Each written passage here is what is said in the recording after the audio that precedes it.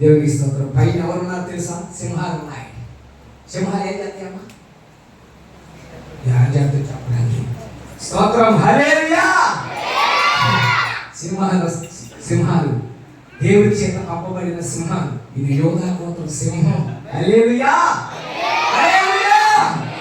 లేవి గోత్రముల నుండి వచ్చినటువంటి సింహాలు. ఈ సింహాలు దేవుని మందసాన్ని మోసుకొని వచ్చారు.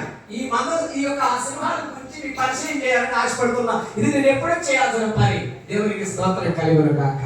ఈ సింహాలు ఎక్కడెక్కడి నుంచి వచ్చినాయో ఒక్కసారి మీకు జ్ఞాపకం చేసి తర్వాత మొదటి పరిస్థితులు సమేస్తాను. దేవుని స్తోత్రం చెప్పండి, హల్లెలూయా. మొదటి సింహం విజయవాడ నుండి డేవిడ్ పాలయ్య గారు మన మధ్య సపరేట్ కొట్టడం సరే. హల్లెలూయా. సింహాలు దేవుడు ఎప్పుడు మనం అన్ని సింహాలు ఏర్పరచుకొని ఏ యొక్క శత్రువు రాకుండా అపవాదులు చేయటానికి దేవుని ఇప్పుడు చీల్స్ చెండాడతాడు. దేవుని స్తోత్రం, హల్లెలూయా. ఐదక ఏ కత్తులు చెప్పాలా? ఏమన్నా కత్తులు యుద్ధము యెహోవాదే. వాక్యం ఉంది, వాక్యం పంచుతాడు. రెండో ప్రసంగం ఆయన మొదట ఆయన ఉన్నాడు. సరే, మొదటి సింహం విజయవాడ నుంచి వచ్చారు. డేవిడ్ పాల్ గారికి సపోర్ట్ కొడదాం. దైవజనుడికి డేవిడ్ పాల్ డైరెక్టర్ గారికి వందనాలు. రెండో సింహం ఉంది, సైలెంట్ ఉంటుంది. చాలా మంచి సింహం ఇది. అప్పుడు దేవుని స్తోత్రం, ఎక్కడ వాత వేయాలని అక్కడ వేస్తుంది. దేవుని స్తోత్రం చెప్పండి, హల్లెలూయా. ఈ సింహం ఉండగా మనకి ఎక్కువ ఆశీర్వాదం. సపోర్ట్ కొట్టండి. మన గ్రామానికి, మన ప్రాంతానికి ఎంతో ఉపయోగము. ఏంటి ఆ సింహం అంటే? యేసురత్నం అయ్య గారు. నేను మా నాన్నగారికి పిలుస్తా, కొడుకు వరుస నేను. దేవునికి స్తోత్రం. ఇలాంటి తండ్రి నాకు దొరకటం నాకు అదృష్టం. భౌతికంగా తండ్రి పరలోకానికి పోయిండు. ఉన్న తండ్రి నన్ను దీవించను కాక. దేవుని స్తోత్రం చెప్పండి, హల్లెలూయా. ఆ తర్వాత దేవుని స్తోత్రం ప్రియులారా, మూడో సింహం యాడ్ నుంచి వచ్చిందంటే కడప నుంచి వచ్చింది. కడప రాయలసీమ. వేస్తే కత్తులు కాదు, ఇప్పుడు లేవులే. యేసయ్య వాక్యం ఉంది ఆయన కాడ. అనిల్ కుమార్ గారు. దేవుని స్తోత్రం సపరేట్ కొట్టండి, హల్లెలూయా. తర్వాత స్తోత్రం ప్రియులారా, దైవజనులు సునీతమ్మ గారు వద్రెడ్డిపాలెం నుంచి మన మంచికి వచ్చారు. సేవకురాలు. సపరేట్ కొట్టండి ఒకసారి. అమ్మగారు కొత్తపాలెం, వద్రెడ్డిపాలెం సంఘాలు పరిచయం చేస్తున్నారు. ఆ తర్వాత సిరుగురు పట్ల దేవుని పరిచయం చేస్తున్నటువంటి దైవజనులు. మరి స్తోత్రం. ఈయన నెల్లూరు నుంచి ఎక్కడెక్కడి నుంచి వచ్చిండు. యాడించన్న రాని. ఇది మన సింహం. హల్లెలూయా. ఆ సేవకుడికి వందనాలు. జగన్ పాస్ గారు కడుగుడి పాలన చేస్తాడు. ఇది ఈ సింహం. వందనాలు. మరి అలాగనే సహోదరుడు దేవుని స్తోత్రం దాసు సిరుగురి పట్లోని రెండు సింహాలు ఉన్నాయి. ఒకటి దాసు సింహం, రెండోది రవీంద్ర పాస్కర్ సింహం. అది ఆ సింహం నా పక్కనే ఉంటుంది. నేనే సింహం అనుకుంటే నాకు ఇంకొక సింహం. దేవుని స్తోత్రం. చాలా మంచివాడు. ఈ సింహం కూడా ఏమైందంటే అన్నిల మధ్యలో ఉన్నాడు. మరి వాళ్ళ మధ్య సేవ చేస్తున్నాడు. అని కూడా నా వందనాలు. అసలు సతుర్పాడులో ఉన్న ఒక సింహం ఇప్పుడు లేదండి. తూర్పు గోదావరి జిల్లా చాలా దూరం అమలాపురం అంట. అమలాపురం నుంచి వచ్చింది మాకు చదువుకోవడానికి. ఆ సింహము లేరు. ఆయన్ని కూడా నా ప్రత్యేకమైన వందనాలు. దేవునికి స్తోత్రం. కందుకూరు ఏ జిల్లా? అదిగో నెల్లూరు జిల్లా. నెల్లూరు జిల్లా నుంచి ఒక సేవకుడు సురేష్ పాస్టర్ గారు, మా తమ్ముడు. దేవుని స్తోత్రం. చాలా ఈ గొప్ప సహవాసం నేను కలిగి ఉన్నందుకు ఆ దేవాది దేవునికి వందనాలు కలుగును గాక. హల్లెలూయా, హల్లెలూయా. కాబట్టి మరి ఇంకొక సేవకుడు ఉన్నాడు. స్తోత్రం. పెద్ద పులి పక్కన చిన్న పులి. సింహం, చిన్న సింహం. అమ్మ ఆయన లేకపోతే మేము ఎవరు లేవమ్మా. అది మాత్రం వాస్తవం. ఎందుకు తెలుసా? నేను చెప్తా ఏంటమ్మా. ఎందుకు తెలుసా? మాకు ఏమీ తెలియదు. మాకు తెలిసేటట్టుగా మమ్మల్ని ముందుకు తీసుకెళ్తాం. పెద్ద సింహం ఉంది. ఆ చిన్న సింహాన్ని తోస్తాడు. అది ఆ సింహం నుంచి మామే పడిపోతుంది. మేమందరం సరిచేయబడతాం. స్తోత్రం చెప్పండి. చాలా వందనాలయ్యా మీకు స్తోత్రము. ఈ 2 రోజులు సరే ఇప్పుడే చెప్పాక చాలా మంచి పరిశీలన చేశారు మా సేవకులకి. 2 వందనాలమ్మా. దేవుడి మీ కుటుంబాలు బహుగా దీవించును గాక. మన అయ్యాక పరిసరి బహుగా ఆశీర్వదించబడును గాక. హల్లెలూయా. కాబట్టి ఈ సమయమందు మరి స్తోత్రం ప్రియులారా, దేవుని యొక్క వాక్యాన్ని మనం విన్నాము. ఇక్కడ ఎవరున్నారు చెప్పండి? ఇక్కడ ఎవరున్నారు? దేవుడు ఉన్నాడు. చెప్పండి పక్కన వాళ్ళకి, దేవుడు ఉన్నాడు. దేవుడు మనల్ని దీవించబోతున్నాడని చెప్పండి. దేవుడు మనల్ని దీవించబోతున్నాడని చెప్పండి. హల్లెలూయా. ఉన్నాడు, ఏం చేస్తాడు? దీవిస్తాడు. కాబట్టి ఈ సమయమందు ప్రియులారా, మొదటి ప్రసంగము కందుకూరు పట్టణంలో దేవుని పరిచయం చేస్తున్నటువంటి దైవజనులు సురేష్ గారు వచ్చి ఆయన వాక్యాన్ని అందించవలసిందిగా వారిని ప్రేమతో ఆహ్వానించి సపట్ట పట్టుతున్నాం. దీనికంటే ముందే దేవుడి పాలయ్య గారు అమ్మగారు కుటుంబంతో వస్తున్నారు పాపం. వాళ్ళకి ప్రత్యేకంగా మరి ఒకసారి సపట్ట కొడతామండి. దేవుడికి అమ్మగారి గురించి మర్చిపోయా. కాబట్టి అందరికి వందనాలు. ఈ సమయంలో చిన్న సింహం వచ్చింది, దానికి వెనక పెద్ద సింహం వస్తుంది. ఏం భయపడి బాకండి. దేవుని ఆత్మ మిమ్మల్ని తాకును గాక. Praise the Lord. Hallelujah, hallelujah. మంచిది. మొదటిగా డైరెక్టర్ గారు, రూబెన్ మినిస్ట్రీస్ డైరెక్టర్ గారు అయిన డేవిడ్ పల్లాయ్ గారికి హృదయపూర్వకంగా తెలియజేసుకుంటున్నాను. అదేవిధంగా రూబెన్ మినిస్ట్రీస్ యొక్క ప్రెసిడెంట్ గారైన ఏసత్నాయ్ గారికి హృదయపూర్వక వందనాలు. మా తోటి దైవ సేవకులకు, అదేవిధంగా కూడి వచ్చిన మీ అందరికి కూడా ప్రభు పేరిట హృదయపూర్వక వందనాలు తెలియజేసుకుంటున్నాను. హల్లెలూయా, హల్లెలూయా. మంచిది. మమ్మల్ని సింహాలని పరిచయం చేశాడు. అసలు సింహం ఇంకొకటి ఉంది, పచ్చల సింహం. హల్లెలూయా. మరి ఆయన నేను ఇంట్రడ్యూస్ చేయాలి, ఎందుకంటే ఆయన అధ్యక్షుడు కాబట్టి సెల్ఫ్ ఇంట్రడక్షన్ ఉండదు. కనుక మీరు వచ్చేసి దేవుని పిల్లలు కనుక మీరు కూడా సింహపు పిల్లలు. హల్లెలూయా, హల్లెలూయా. మంచిది. సమయం చాలా అయింది కనుక కొద్ది నిమిషాలు, యాక్చువల్లీ 9:30 కల్లా ముగించాలని చెప్పేసి అనుకున్నారు. బట్ సమయం 9:10. మన సమయం ఎంతో వాళ్ళే చెప్పాలి కనుక కొద్ది నిమిషాలు కొంచెంగా క్లుప్తంగా నేను కొన్ని నిమిషాలు తెలియచేసి నేను వాక్యాన్ని ముగిస్తాను. ఎందుకంటే మరొక సందేశం కూడా ఉంది కనుక మీరు ప్రతి ఒక్కరు కూడా నిద్రపోకుండా, ఎందుకంటే ఇది నిద్ర సమయం, పనులకి వెళ్ళొచ్చున్నారు కనుక మీరు చాలా జాగ్రత్తగా కొద్ది నిమిషాలే మేము వాక్యాన్ని అందిస్తాం కనుక శ్రద్ధతో విని దేవుని దీవెనలు పొందుతామని చెప్పేసి ప్రేమపూర్వకంగా తెలియజేస్తున్నాం. మంచిది. ఇది 2వ రోజు రూబెన్ మినిస్ట్రీస్ యొక్క సంఘక్షేమాభివృద్ధి కూడికల్లో 2వ రోజు చివరి ఆఖరి కూడికలు కనుక మీరు చాలా జాగ్రత్తగా వినాలని చెప్పేసి ప్రేమపూర్వకం తెలియజేస్తున్నాను. నిన్నటి దినం అద్భుతంగా 2 ప్రసంగాలు అయినాయి. మొదటిగా దైవ సేవకులు రవీంద్ర పాష్ గారు, రెండవదిగా చదువుపాడులో దేవుని పరిచయం చేస్తున్న నెహమ్యా పాష్ గారు, ఇద్దరు కూడా అద్భుతంగా వాక్యాన్ని అందించారు. నిన్న చెప్పిన వాక్యాల్లో రవీంద్ర పాష్ గారు ఏం చెప్పారు, అదేవిధంగా నెహమ్యా పాష్ గారు ఏం చెప్పారు? ఎవరన్నా ఒక్క మాట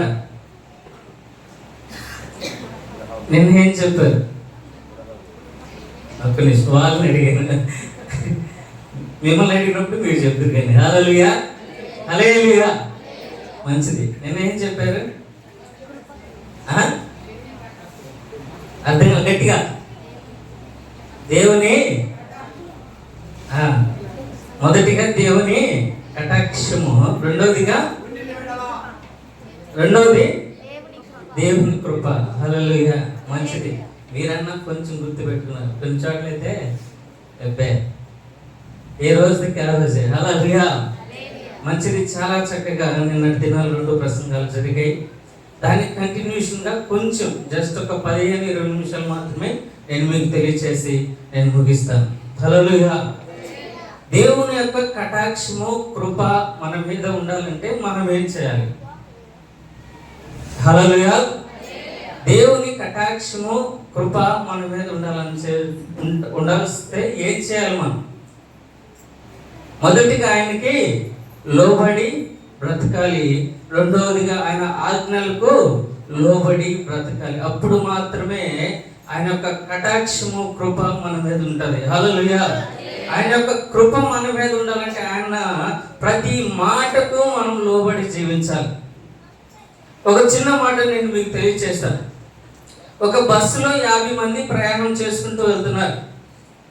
50 మంది ప్రయాణం చేసుకుంటూ వెళ్తుంటే కొంత దూరం పోయిన తర్వాత మొదట వాళ్ళ బస్సు ముందుగా ఒక పిడుగు పడుతుందంట. కంటిన్యూస్గా పడుతూనే ఉంది. అరే ఇదేంటి అని చెప్పేసి డ్రైవరు మళ్ళీ వెనక్కి తీసుకువెళ్ళడానికి ప్రయత్నం చేశాడు. తీసుకువెళ్ళడానికి ప్రయత్నం చేసినప్పుడు వెనకాల కూడా పడుతూనే ఉన్నాయంట. హల్లెలూయా. బస్సు ముందు పడుతున్నాయి, వెనక పడుతున్నాయి. ఈ బస్సు ఎటు కదలేని పరిస్థితి. అలాగే చాలాసేపు బస్సులో ఉన్న వాళ్ళందరూ కూడా చూశారంట. అరే ఏంద్రా ఈరోజు మన పరిస్థితి ఏంటి అనుకుంటూ ఉన్న సమయంలో అందులో ఒక వ్యక్తి, పెద్ద అతను, కొంచెం జ్ఞానం కలిగిన వ్యక్తి అనుకొని తను ఏం చెప్పాడంటే, నేను దీనికి ఒక సొల్యూషన్, ఒక జవాబు ఒకటి మీకు తెలియచేస్తాను, మీ అందరికీ అంగీకారం అయితేనే దాన్ని మనం ఆమోదిస్తామని చెప్పేసి అక్కడ ఉన్న వాళ్ళందరూ కూడా ఒక మాట తెలియజేశారు. ఏంటంటే మనలో ఎవరో ఒకరిని బలి తీసుకోవడానికి ఆ యొక్క పిడుగులు పడుతున్నాయి. ఈ 50 మందిలో ఎవరో ఒకరు పాపై ఉన్నారు. వారు మాత్రమే బస్సు దిగితే వారు చనిపోతారు, మిగిలిన 49 మంది బ్రతుకుతారు అని చెప్పేసి ఆ పెద్ద మనిషి తెలియజేశారు. ఎవరన్నా ఒప్పుకుంటారా? ఎవరన్నా నేను పాపం చేశాను, నేను దిగాను, నేను దిగుతానని చెప్పేసి ఎవరన్నా దిగుతారా? ఎవరు కూడా దిగరు. ఆడదాకెందుకు, మనమే చూసుకుందాం. మనం నీతిమంతులు అని మన యొక్క ఫీలింగ్. హల్లెలూయా. మన ఫీలింగ్ ఏంటంటే మనకంటే మంచివాళ్ళు, నా అంటే మంచివాళ్ళు మరి ఎవరు కూడా లేరనే ఆలోచన మనకుంటది. ఒకసారి గమనిస్తే వాళ్ళు ఎవరు కూడా సైలెంట్గా ఉన్నారు. అయితే ఆ పెద్ద మనిషి ఒక మాట అన్నాడు. అయితే అందరూ కూడా ఒక్కొక్కరు దిగెళ్ళి ఆ పిడుగుపడే ప్రాంతంలో మనం నుంచున్నాము. ఎవరైతే పాపం చేశారో వాళ్ళ మీద పిడుగుపడుతుంది, మిగిలిన వాళ్ళు రక్షించబడతారు. సరే మొదటిగా నేనే చెప్పాను కదా, నేనే దిగిపోతానని చెప్పేసి ఆ పెద్ద మనిషి వెళ్ళి అక్కడ నుంచిన ఆ పిడుగు పడలేదు. ఓహో ఆయన అనుకున్నాడు నేను నీతిమంతుని కావాలను అనుకున్నాడు. హల్లెలూయా. అది కరెక్టే. ఎందుకంటే ఆయన ఉద్దేశ ప్రకారము ఆయన నీతిమంతుడే, ఆయన ఉద్దేశ ప్రకారం ఆయన మంచివాడే. ఎందుకంటే పిడుగు పడి అతన్ని సంహరించలేదు. అలాగే 2వ వాడు వెళ్ళాడు, 3వ వాడు వెళ్ళాడు. అలాగే 49 మంది వెళ్ళారు, కానీ ఆ పిడుగు మాత్రం వాళ్ళ మీద పడనే పడలేదు. హల్లెలూయా. పోతున్నారు, మళ్ళీ వచ్చి బస్సులో కూర్చున్నారు, పోతున్నారు, వస్తున్నారు, చివరిగా ఒక్కడు మిగిలేరు. హల్లెలూయా. ఇప్పుడు చెప్పండి, పాప ఎవరు? చెప్పాలా? పాప ఎవరు? అయితే చివరి వాడిని వాళ్ళందరూ కూడా తోస్తున్నారు బయటికి. నువ్వు వెళ్ళి నిలబడు, నీ వంతు వచ్చింది. అయ్యో నాకు పిల్లలు ఉన్నారు, నన్ను పంపించొద్దని ప్రాధేయపడుతున్నాడు. అయ్యో నేను చచ్చిపోతాను, ఒకవేళ వెళ్తే నేను బ్రతకనేమో అని చెప్పేసి భయపడుతుంటే వాళ్ళందరూ కూడా లాగి బయటికి వేశారు. హల్లెలూయా. విషయం ఏంటంటే ఆయన ఎప్పుడైతే బయటపడ్డాడో ఆ పిడుగు బస్సు మొత్తం మీద పడిందండి. హల్లెలూయా. ఇప్పుడు చెప్పండి, నీతిమంతుడు ఎవరు? ఒక్కడు మాత్రమే ఉన్నాడు. ఎప్పుడైతే ఆ బస్సులో నుంచి బయటకు వచ్చాడో ఆ పిడుగు వచ్చి ఆ బస్సు మీద పడింది. 49 మంది చనిపోయారు, ఆ ఒక్కడు మాత్రమే మిగిలాడు. హల్లెలూయా. ఒకవేళ ఆ వ్యక్తే కన్నా బస్సులో ఉండుంటే వీళ్ళందరూ కూడా బ్రతికేవాళ్ళేమో. ఎవరో మనుషుల యొక్క ఆలోచన ప్రకారం వీళ్ళు నడుస్తున్నారు, కానీ అసలు ఎందుకు వచ్చింది, మళ్ళీ ఎవరు పాపున్నారు, ఈ యొక్క సమస్య నుంచి బయటకు వేసే వ్యక్తి కొరకు ఎదురు చూడలేదు. ఒక వ్యక్తి యొక్క ఆలోచన బట్టి వాళ్ళు ఏం చేశారు, ఆ బస్సుకు బయటకు వస్తూ తన యొక్క నిర్దోషత్వాన్ని పరీక్షించుకున్నారు. హల్లెలూయా. కానీ అసలు విషయం ఏంటంటే ఒక్కడిని బట్టి 50 మంది 49 కూడా అప్పటి వరకు క్షేమంగా ఉన్నారు. హల్లెలూయా. ఆ వ్యక్తిని బట్టి అప్పటి వరకు కూడా క్షేమంగా ఉన్నారు. ఎప్పుడైతే ఆ 50వ వ్యక్తి బయటకు వచ్చాడో ఆ పిడుగు మొత్తం మీద బస్సు మీద పడింది. ఒక్కరైనా ఆలోచించారా, అయ్యో ఇదిగో నేను పోతే నా ప్రాణం పోతుందేమో, ఒకవేళ నేను తప్పు చేస్తుంటే నేను పరీక్షించుకోవడానికి ఏదైనా అవకాశం ఉండేదేమో అని చెప్పేసి అక్కడ ఉన్న 49 మంది కూడా ఎవరు కూడా అనుకోలేదు. ఆ చివరి వాడు మాత్రమే భయపడ్డాడు, దేవునికి లోపడ్డాడు.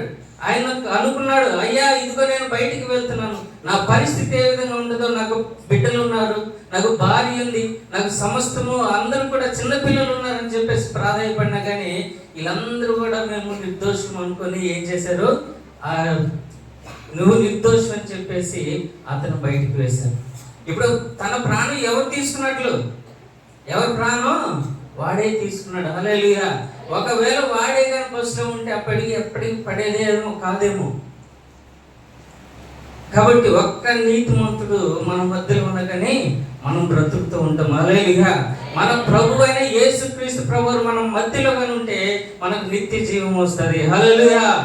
యేసుక్రీస్తు ప్రభు వారు నీ జీవితంలో కానీ నీ కుటుంబంలో కానీ వస్తే నీ జీవితం నీ కుటుంబం మొత్తం కూడా బ్రతుకుతుంది. హల్లెలూయా. హల్లెలూయా. కాబట్టి ఒక్క వ్యక్తి కొరకు వాళ్ళందరూ కూడా తమ ఆలోచనలు, మేము దోషం చేయలేదు, మేము పాపం చేయలేదు, మేము నిర్దోషులం, వీడొక్కడే పాపి. ఎవరిని బట్టి జడ్జిమెంట్ మనం చేయకూడదు, ఎవరిని బట్టి కూడా ఆ తీర్పు అనేది మనం తీర్చకూడదు. ఎందుకంటే బైబిల్లో ఒక మాట ఉంది, సామెతల గ్రంథము 16వ అధ్యాయము 25వ వాక్యము ఒక మాట మనకు తెలియచేస్తుంది. హల్లెలూయా. సామెతల గ్రంథము, ఒకని మార్గము వాని దృష్టికి యథార్థముగా కనబడును. మళ్ళీ చదవండి. వాని దృష్టికి యథార్థంగా కనబడును, అయినను తుదకు అది మరణమునకు చేరును. హల్లెలూయా. హల్లెలూయా. ఇక్కడ అందరూ కూడా ఏమనుకున్నారు, నేను చేసే పని మంచిది, నేను చేసే కార్యక్రమం మంచిదే, నేను చేసే పని, నేను వెళ్ళే మార్గం నాకు కరెక్ట్గానే ఉంది అనుకుంటావు, కానీ నీ ఆలోచన ప్రకారం ఎంత మాత్రం కూడా అది కరెక్ట్ కానే కాదు.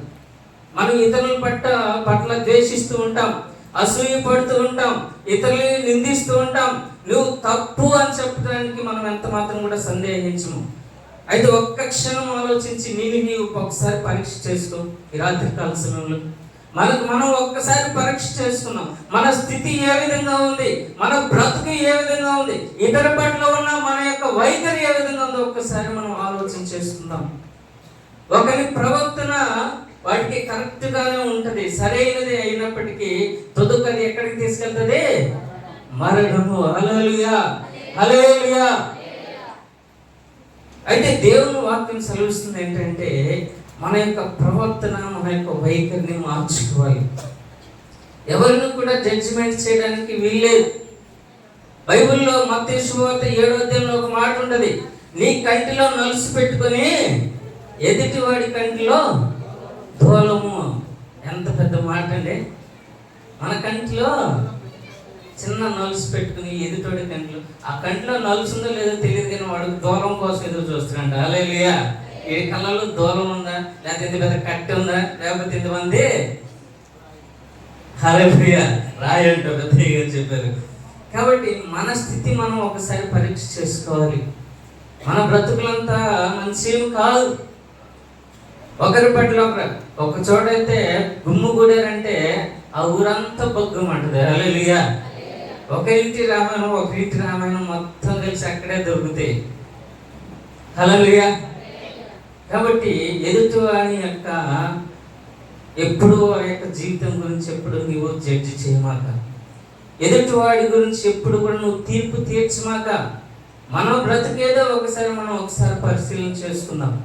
మన బ్రతుకు కరెక్ట్గా ఉన్నట్లయితే నువ్వు దేవుని దగ్గరికి వెళ్తావు. నీ ఆలోచన ప్రకారంగా నువ్వు నడిచినట్లయితే నువ్వు ఎంత మాత్రం కూడా దేవుని దగ్గరికి పోలేవు. హల్లెలూయా. హల్లెలూయా. కాబట్టి మన ఆలోచన, మన క్రమం ఏ విధంగా ఉంటుందో ఒకసారి ఆలోచన చేసుకుందాం. అత్యధికంగా మన జీవితంలో చేసే పాపాలు లిస్ట్ చూసుకుంటే చాలా ఉంటాయి. ఎవరు కూడా మనము అనుకోం. మన నాలుక చాలా ప్రమాదకరమైనది. ఒకరిని బట్టి ఒకరిని ద్వేషిస్తాం, ఒకరిని బట్టి నిందిస్తూ ఉంటాం, తమ తప్పు లేదు అని చెప్పేసి ఎదుటి వారి మీద పడుతూనే ఉంటాం. ఇక్కడ జరిగింది అదే. 49 మంది కూడా ఎదుటివాడి మీదే తప్పు చూపించారు, కానీ వాళ్ళ తప్పు వాళ్ళు తెలుసుకోలేకపోయారు, పరిశీలన చేసుకోలేదు. వాళ్ళు కాబట్టి ప్రియులారా గమనించండి, ఒకసారి మనం పరిశీలన చేసుకుందాం. రాత్రి కాల సమయంలో మన స్థితి ఏ విధంగా ఉంది? ఆయనకు మనం లోబడి జీవించామా లేదా, లేదా ఆయనకు తగినట్లుగా మనం బ్రతుకుతున్నామా లేదా అనేది ఒకసారి మనం జ్ఞాపకం చేసుకుందాం. ఇదే మాట కూడా సామెతల గ్రంథం 14వ అధ్యాయం 12వ వాక్యం కూడా ఇదే మాట తెలియజేస్తుంది. ఒక మాటతో చదవండి. ఒకని ఎదుట సరి అయినది మార్గము ఒకటి కనబడును, అయితే తుదకు అది మరణమునకు త్రోవ తీయును. హల్లెలూయా, హల్లెలూయా. నువ్వు చేసే పని నీకు కరెక్ట్ గానే ఉంటది, నేను చేసే పని నాకు కరెక్ట్ గానే ఉంటది. నేను చేసే పనులు ఎవడన్నా ఏలు పెట్టి తప్పు చూపిస్తే లేదు నా పని నాదే కరెక్ట్, నువ్వు తప్పు. నీ సొంత ఆలోచన ఎప్పటికీ కుదరదు. ఇక్కడ దేవుని ఆలోచన వేరు, మనుషుని యొక్క ఆలోచన వేరు. ఆయన ప్రణాళికలు వేరుగా ఉంటాయి, మన ప్రణాళికలు వేరుగా ఉంటాయి. హల్లెలూయా. నేను ఎప్పుడు కూడా ఇక్కడ నిలబడి వాక్యం బోధిస్తానని ఎప్పుడు అనుకోలేదండి నా జీవితంలో. నేను ఏదో వచ్చిన ఉద్యోగం చేసుకుని నా బ్రతికేదో నేను కొనసాగించాలని ఆశపడ్డాను, కానీ ఎంత మాత్రం కూడా నా యొక్క ప్రణాళిక, నా యొక్క ఉద్దేశం ఎంత మాత్రం కూడా నెరవేరలేదు. ఎవరి యొక్క ప్రణాళిక అంటే దేవుని యొక్క ప్రణాళిక మాత్రమే ఇక్కడ మనకు నిలబెట్టడానికి కారణమవుతుంది. హల్లెలూయా, హల్లెలూయా. కాబట్టి మనం ఆలోచన చేయాల్సింది ఏంటంటే, మన నాలిక చాలా ప్రమాదకరమైనది, ఇతరులను బట్టి దూషిస్తూ ఉంటది. ఒక పెద్ద మనిషి, ఒక అతను ఒక మాట అన్నాడు, పోప్ గ్రెగరీ ద గ్రేట్ అనగా ఒక పెద్ద మనిషి అనుకుందాం. ఆయన ఒక మాట తెలియజేశాడు, 7 పాపముల గురించి తెలియజేశాడు. ఆయన పెట్టిన పేరు ఏంటంటే 7 deadly sins. హల్లెలూయా, 7 deadly sins. చిక్కులు పెట్టి 7 పాపములు. చిక్కులు పెట్టి 7 పాపములో మొదటిది గర్వం అయితే రెండవది అసూయ. ఒకరిని బట్టి ఒకరు మనం అసూయ పడుతూ ఉంటాం. ఒకటి ఏదైనా కొనుక్కొస్తే చాలు మనకు ఎక్కడ లేని ఇదంతా వచ్చేస్తుంది. ఒకడంట 15,000 రూపాయలు పెట్టి సెకండ్ హ్యాండ్ ఆటో కొనుక్కున్నాడంట. ఆటో కొనుక్కొని వెనకాల ఏం అంటే నన్ను చూసి ఏడవని రాడు. హల్లెలూయా. 15,000 పెట్టి ఏదో డొక్కు ఆటో కొనుక్కున్నా కానీ దాన్ని చూసి కూడా ఏడుస్తారంట. హల్లెలూయా. అలాంటి వాళ్ళు ఉన్నారు కాబట్టి నాకు ఇచ్చారు. దేవునికి మహిమ కలుగును గాక. హల్లెలూయా, హల్లెలూయా. మరి నన్ను అంట చూడమాకరా రాసే క్యాప్షన్ అన్ని కూడా. కాబట్టి చూడండి ప్రియులారా, ఒకరిని బట్టి మనం ఒకరిని అసూయ పడుతూ ఉంటాం. ఎవడన్నా ఒక్కడ బాగుపడితే మనం తట్టుకోలేం. ఒకడు ఎదుగుతూ ఉంటే మనం తట్టుకోలేం. ఈ మన జీవితంలో ఒక్కసారి క్షుణ్ణంగా ఒక్క అడుగు వెనక్కి పరిశీలన చేసుకుంటే మనకే కనపడుతూ ఉంటాయి. మోషేని చూసినాం, అహరోను చూసాం, వారిద్దరు కూడా అన్నదమ్ములే. వారిద్దరు కూడా అన్నదమ్ములు అయినప్పటికీ అహరోనేమో మట్టి పిసుక్కుంటూ ఇటుకలు చేసుకొని అమ్ముకుంటుంటే మోషే ఎక్కడున్నాడు? మన నిన్న అయ్యగారే చెప్పారు, మనిషి అక్కడ పోతుంది, అటు చూడాల్సిన పనిలే, ఇటు చూడండి. నేను పెద్ద అయ్యగారి బాబు పని కట్టుకుని మరీ చెప్పారు, పోయేది బాత్రూమ్ పోతాడు, బానేంటి వాడిని కూడా వదిలిపెట్టలేదు మీరు. హల్లెలూయా, హల్లెలూయా. మీ దృష్టి అంతా కూడా దేవుని వైపు ఉండాలి కానీ ఇతరుల వైపు కాదండి. హల్లెలూయా. అయితే దేవుని యొక్క కృప ఏంటంటే, ఇక్కడ మనం చూస్తుంటే అహరోను మోషే ఇద్దరు కూడా అన్నదమ్ములు. అయితే అహరోను ఏమనుకున్నాడు? అహరోనుకి మంచి గాత్రం ఇచ్చాడు దేవుడు, మంచి ఉన్నతమైన స్థితి ఇచ్చాడు, మంచి స్వరం ఇచ్చాడు. మోషేని చూసినట్లయితే ఆయన అంత స్వరం కలిగిన వాడు కాదు, అయితే నత్తివాడు. అయితే అహరోను ఏం చేశాడంటే, అహరోను యొక్క మట్టి పిసుకుతూ ఇటుకలు చేసుకొని అమ్ముకునేవాళ్ళు. హెబ్రీల పని అదే. అయితే హెబ్రీయుడు అయ్యింది మోషే ఎక్కడున్నాడు? పోయి రాజభవనంలో ఉన్నాడు. హల్లెలూయా, హల్లెలూయా. అహరోను ఏమన్నా ఏడ్చాడా? అతని గురించి ఏమన్నా సనుక్కున్నాడా? ఎవరైనా నేనేంది, ఈ పరిస్థితి ఏంది, నా తమ్ముడు ఏంది బంగారు ప్లేట్లు అన్నం తింటేంటి, నాకు ఎందుకు వచ్చింది ఈ స్థితి అని ఏమన్నా సనుక్కున్నాడా? అహరోను సంతోషించాడంట. హల్లెలూయా, ఆనందపడ్డాడు. ఒకవేళ నా స్థితి ఇదేమో అనుకున్నాడు, కానీ నా తమ్ముడు పోయి రాజనగర్లో ఉన్నాడని చెప్పేసి ఆనందపడ్డాడు. హల్లెలూయా. అటువంటి ఆనందం కావాలా? ఒక క్రైస్తవునికి ఉండే ఆనందం అటువంటిది. ఎదుటివాడు ఎదుగుతుంటే సంతోషపడే రోజులు కావాలి మనకి. ఎదుటివాడు ఉన్నతమైన స్థితికి వెళ్తే వాడి కొరకు నువ్వు ప్రార్థన చేయగలగాల. అప్పుడు మాత్రమే నువ్వు నిజమైన క్రైస్తవంలో ఉన్నప్పుడు. అతని గురించి ఏడిస్తే నీకున్నది కూడా పోద్ది. హల్లెలూయా. వాడి గురించి నువ్వు ఏడ్చాలంటే నీకున్నది కూడా తీసేసుకుంటాడు. కాబట్టి అట్లా ఉండకండి. ఎందుకంటే దేవుని మాటకు లోబడి జీవించాలి. గర్వం అనేది మన జీవితంలోకి ఎప్పుడు కూడా రానివ్వకూడదు. ఒక మాట మీకు తెలియచేస్తాను. టైటానిక్ షిప్ గురించి ఇక్కడ ఎవరికైనా తెలుసా? చేతులు ఎత్తచ్చు. టైటానిక్ షిప్ గురించి తెలియదు, తెలుసు కానీ చేతులు ఎత్తారు. అదే మనకు వచ్చిన రోగం. హల్లెలూయా. మనకు వచ్చిన రోగం ఏంటంటే ఎప్పుడు వినలేదా టైటానిక్ షిప్ గురించి? చదువుకున్న వాళ్ళు చాలా మంది ఉన్నారు ఇక్కడ. పోలే, నేను చెప్తా ఒక మాట. అయితే అది చాలా ప్రామాణికంగా తయారు చేయబడింది. ఎటువంటి పరిస్థితులను కూడా అది తట్టుకోగలిగిన స్థితిని ఆ యొక్క ఓడకు తయారు చేసిన కెప్టెన్ ఎడ్వర్డ్ స్మిత్ అని చెప్పేసి ఒక అతను ఉన్నాడు. అతను దాని యొక్క ప్రమాణాన్ని మొత్తం కూడా చూసుకున్నాడు. చూసుకొని ఏం చేశాడంటే ఇది సముద్రంలోకి దించాడు. దించినప్పుడు అక్కడ ఉన్న రేడియో స్టేషన్ అన్ని కూడా చెప్తున్నాయి.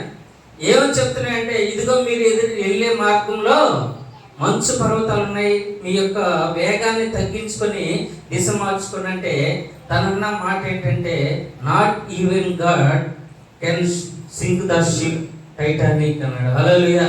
దాని ఉద్దేశం అంటే దేవుడు దిగొచ్చినా కానీ ఈ టైటానిక్ షిప్ ని ముంచలేడు. హల్లెలూయా.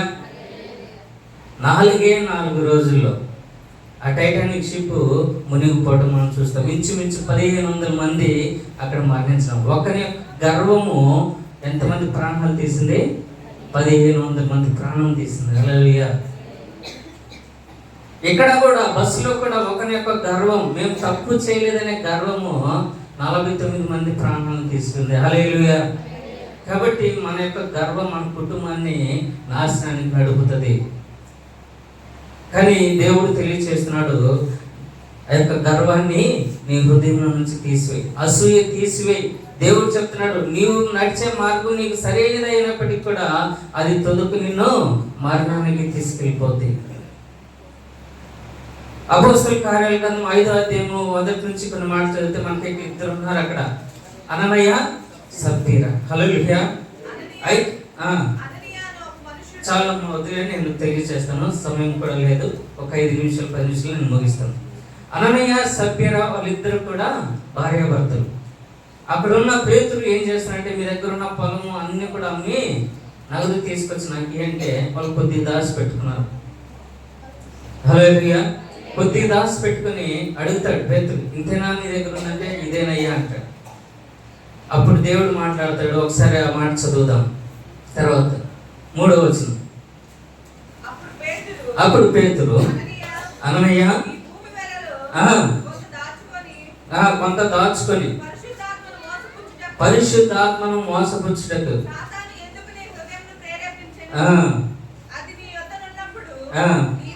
నీదే కదా.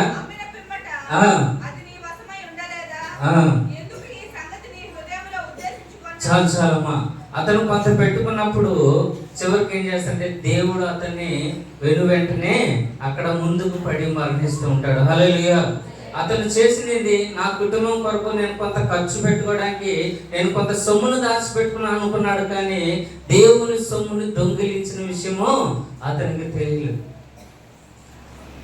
మనం కూడా దేవునికి ఇవ్వాల్సిన దాంట్లో బిగబట్టుకుంటా లోపలేసుకుంటాం. దేవుని మందిరానికి ఒక 10 రూపాయలు తీసుకొచ్చి చేయడానికే కష్టం ఉంటుంది. ఎప్పుడు కూడా నువ్వు బిగబట్టమాక.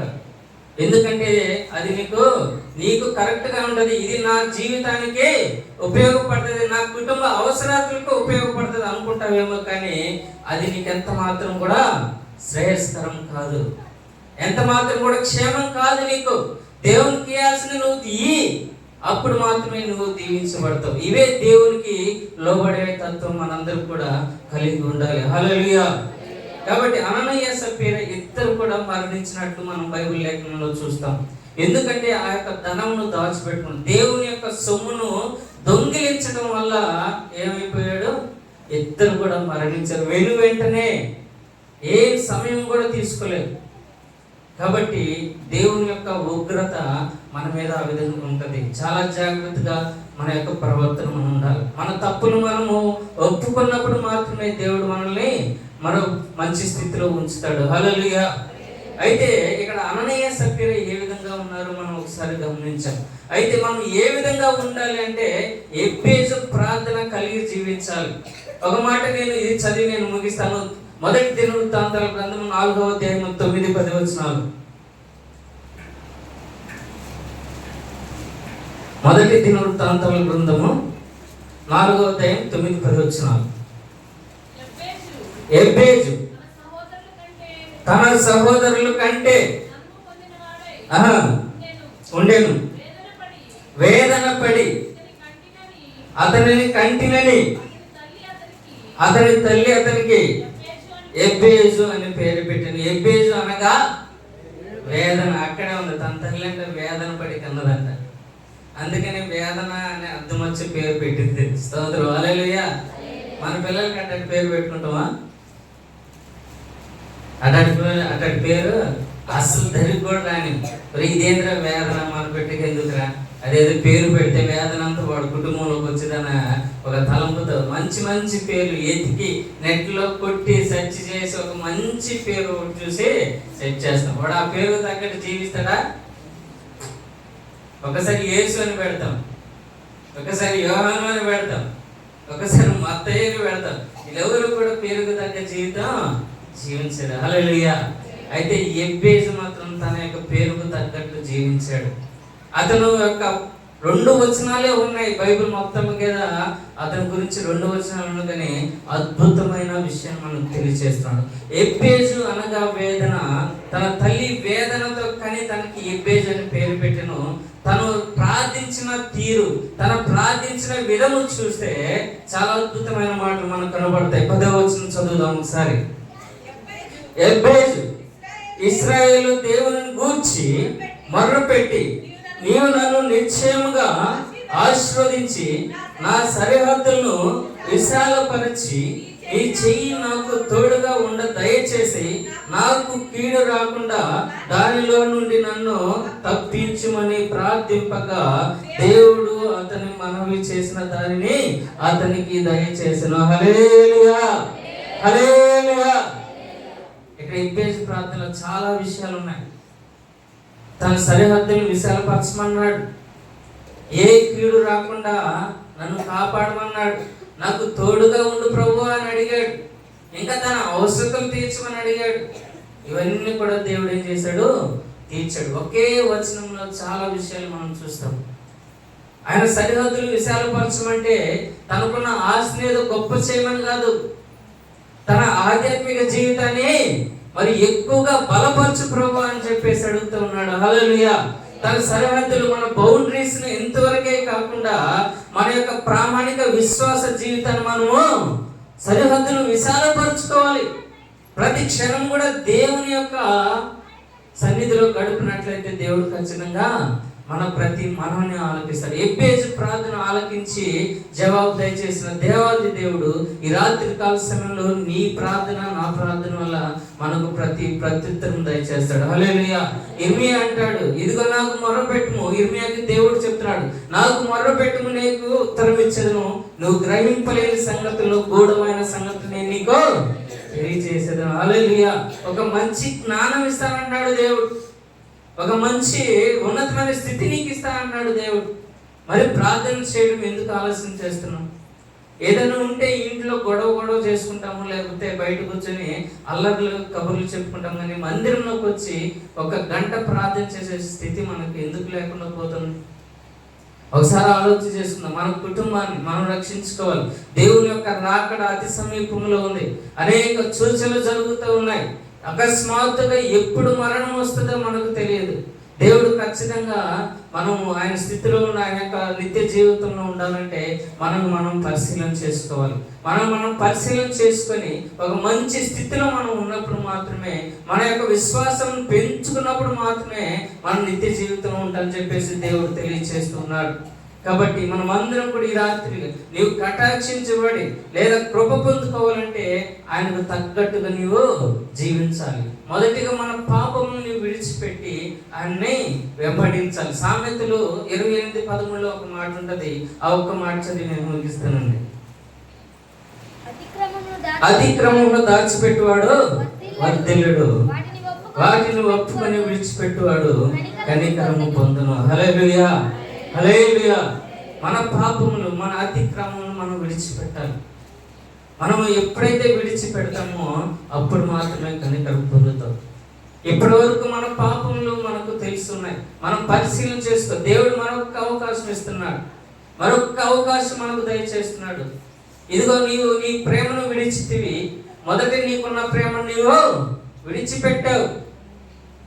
మళ్ళీ తిరిగి ఆ ప్రేమగా నువ్వు కోరుకున్నట్లయితే నేను నీకు దయచేస్తానని చెప్పేసి దేవుడు తెలియచేస్తున్నాడు.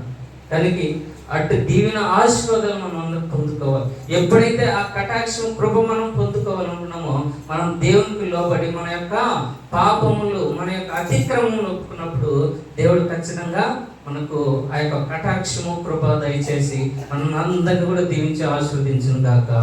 ఆమేన్. హల్లెలూయా, హల్లెలూయా. మంచి అవకాశం ఇచ్చిన దైవ సేవకులకు హృదయపూర్వకంగా తెలియజేసుకుంటున్నాను.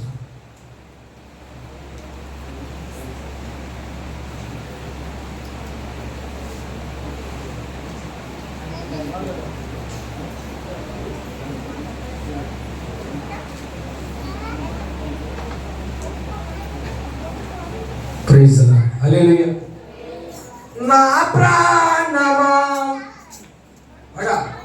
నా ప్రాణమా నా అంతరంగమా నాలో ఉన్న నా సమస్తమా నా ప్రాణమా నా అంతరంగమా నాలో ఉన్న నా సమస్తమా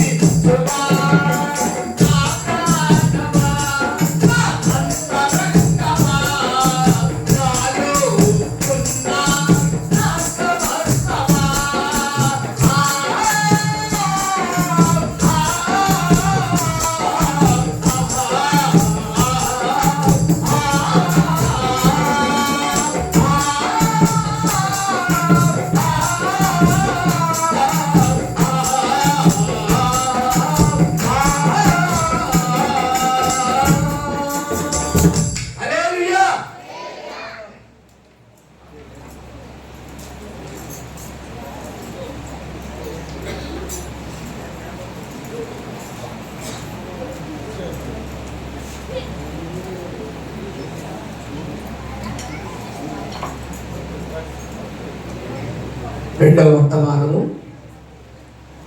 ఇందాము దేవునికి స్తోత్రం. హల్లెలూయా. మొదటి వర్తమానం ఏమన్నారు? ఆత్మ చెప్తున్న మాట, ఆత్మ చెప్తున్న మాట. చెవు గలవాడు ఇనును కాక. ఏమన్నా తిమోతి పాస్టర్ గారి పాటిన్నా. దేవుని స్తోత్రం. హల్లెలూయా. సేవకులు చెప్పిన ప్రతి మాట మీ హృదయాలలో ఆ వాక్యం నిలిచి ఉండి మిమ్మల్ని అభివృద్ధి చేయును కాక. ఈ సమయమందు రెండవ వర్తమానం కోసం ప్రార్థన చేసుకుందాం. ఒత్తిడి పాలలో దేవుని పరిచయం చేసుకున్న దైవజనులు వచ్చి ప్రార్థన చేస్తారు. స్తోత్రం. పరిశుద్ధుడా, ప్రేమ కలిగిన మా తండ్రి, కృప కలిగిన యేసయ్య, మీ పాదములకు వేల కొద్ది వందనాలు, స్తుతులు, స్తోత్రములు చెల్లిస్తున్నాను ప్రభువా. మీ స్తోత్రాలు దేవా. మా మినిస్ట్రీ మీటింగ్ మా తండ్రి వందనాలు ప్రభువా. అయ్యా, మరి సేవకుల యొక్క సంఘక్షేమాభివృద్ధి గుడిగా, సేవకుల గుడిగా మా తండ్రి దేవా, గత రాత్రి నుండి మధ్యాహ్నం ప్రభువా, మరి చివరి రాత్రి మాతను అద్భుతంగా మా తండ్రి మా రూబిన్ మినిస్ట్రీగా సేవకులు కూర్చున్నాను ప్రభువా.